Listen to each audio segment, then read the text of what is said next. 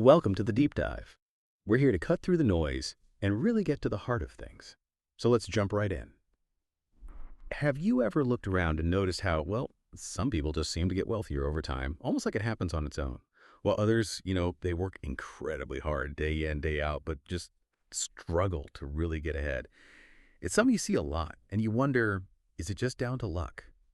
Or like maybe family money? Or is there something more fundamental going on? A different way of thinking about money, maybe. A strategy that most of us just aren't taught. It might not even be about being smarter, right? But knowing a different set of rules, that's exactly what we're diving into today. We got some really interesting excerpts here from a source called the Wealth Playbook, Making Money Work for You. And it makes this pretty big claim that there's a kind of secret to building wealth, not about being a genius, but about understanding something specific. So our mission today is to unpack this playbook, pull out the key ideas, and really understand the different highlights between, the usual advice and what it says the wealthy actually do. Prepare to maybe question some things. Yeah, what's really fascinating right from the start is that build claim you mentioned, that it's not necessarily about being smarter, but about knowing something specific that, well, most people don't. It kind of sidesteps the usual narratives about just working harder or being exceptionally talented. Instead, it points towards something structural. The source actually says, pretty bluntly, the system is rigged. Now, maybe not rigged like a conspiracy, but rigged in the sense that the standard path, the one school prepares you for, doesn't really teach you how to win financially. And that framing right away, it forces you to reconsider how we even think about earning money and building wealth. Okay, that line, the system is rigged and school doesn't teach you how to win, that definitely grabs your attention. Is it really saying the system is set up for you to fail? Or is it more like there's a different game being played and school just teaches the rules for the first one? How does the playbook explain that? Because it immediately sets up these two paths, right? School teaches you to work for money. No. And then contrasting that, the rich learn how to make money work for them. That sounds like, a completely different mindset. That's a great way to put it. It's less about a system designed for failure and more that there are these two separate games. And standard education. It generally only covers the rules for the first game. The playbook really gets into what working for money looks like in practice. For most people, it means being an employee. Simple as that. You trade your time for a salary or wages. Now, that's not bad in itself. It's how most of the world works. But the source points out the built-in limits. Your time. I mean, it's finite, right? There are only so many hours in the day. You can hustle, work overtime, get a second job, maybe climb the ladder a bit. But there's always a ceiling. The playbook is pretty direct. Your time is limited. You can hustle for years and still stay stuck. Stay stuck. That's a stark way to put it. Yeah, and there's a kind of psychological element too, isn't there? We're taught that more effort equals more reward, but in the time for money model, that link kind of breaks down eventually. You just can't make more time. And when you are the main thing generating your income, well, often your job, your specific role becomes replaceable. Someone else can trade their time too. The playbook uses this really striking image. But what if that ladder is leaning against the wrong wall? Oh, wow. Yeah, it's not saying don't climb, don't work hard. It's asking, is the climb actually taking you where you want to go? Is it leading to real financial freedom or just maybe a nicer version of being dependent on that paycheck? That latter analogy really hits home. It makes you stop and think, okay, all this effort I'm putting in, is it pointed in the right direction for the long term? So if trading time for money is the wrong wall, according to this playbook, what's the alternative? What's this different game the wealthy are supposedly playing? How does that work? Well, the fundamental shift, the core idea is moving away from earning solely through your own labor and Yeah. moving towards acquiring assets, things that generate income or grow in value on their own. Assets. Okay.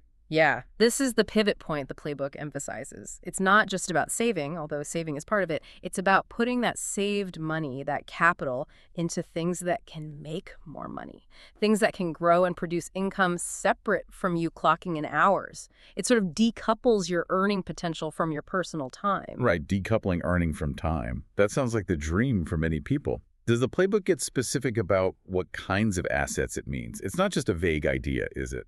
No, not at all. It's quite concrete. It mentions the classic examples, things like stocks, shares in companies. These can grow in value, hopefully, but many also pay dividends, right? Hmm. So that's income. Hmm. Then there's real estate.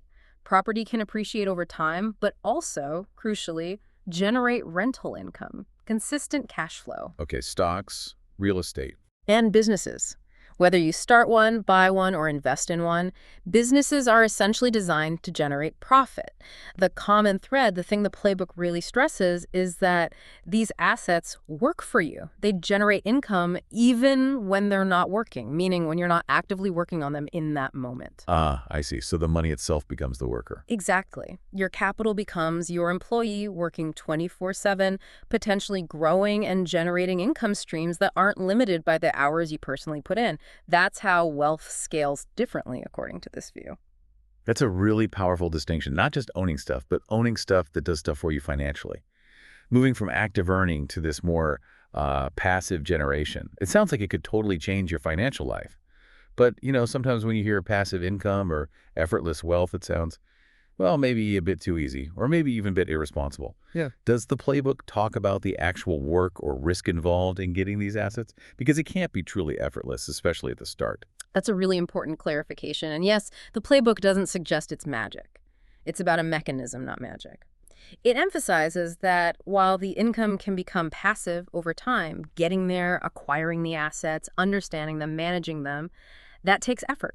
Significant effort, often. Okay. But it's a different kind of effort. Instead of trading hour for dollar right now, you're investing time up front in learning, researching, planning, and then deploying your money strategically. And risk, yes, absolutely. Investing always involves risk. The playbook implies you manage this through knowledge. You don't just throw money at things. You learn, you diversify, you manage. So it's strategic effort, not just hard labor. Precisely. The effortless part, if you can call it that, comes later, once the systems are running. Think of it like, instead of pushing a heavy rock up a hill every single day yourself, you spend time and effort building a machine, maybe a lever system, that pushes the rock for you. That machine still needs building, it needs maintenance, it needs smart operation, but it leverages your initial effort. Got it. That makes sense. Building the machine versus just pushing the rock. So putting this all together, if this asset building game is what the playbook says the wealthy play, what does this mean for you listening right now? Maybe you're feeling like your ladder is against that wrong wall. The source says most people never learn this. And because of that, they stay trapped in the cycle of trading time for money.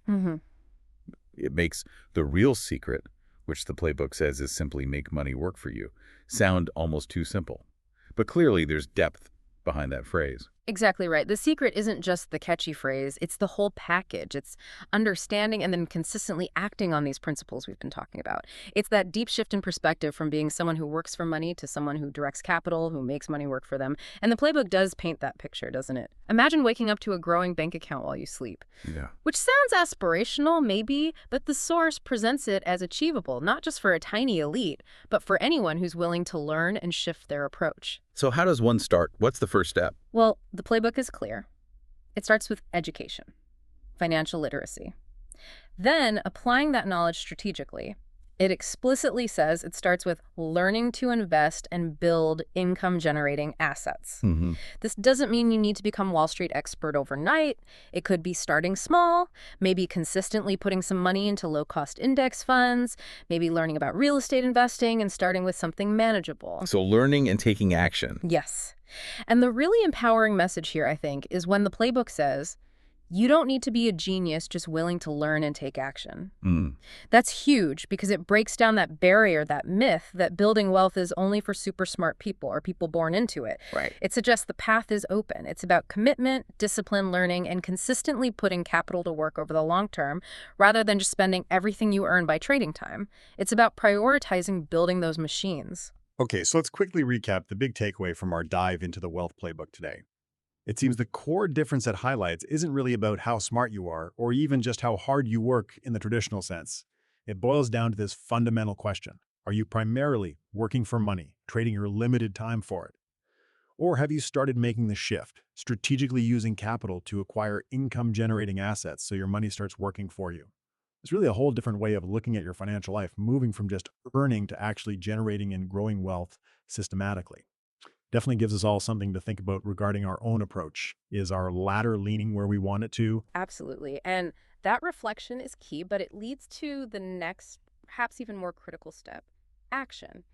If there's truth to the playbook's idea that many are climbing a ladder against the wrong wall, then it really poses a direct challenge, doesn't it? What specific steps, maybe even very small ones to start, can you take starting today to begin that shift? To start investing in assets, building those systems, however modest at first, that work for you, rather than just continuing to solely trade your valuable time for that paycheck. That journey, moving towards making your money work for you, it really begins with deciding to learn, making that first informed move, and then sticking with it. It's a call to really examine our strategies and maybe, just maybe, rethink our whole relationship with money and wealth building.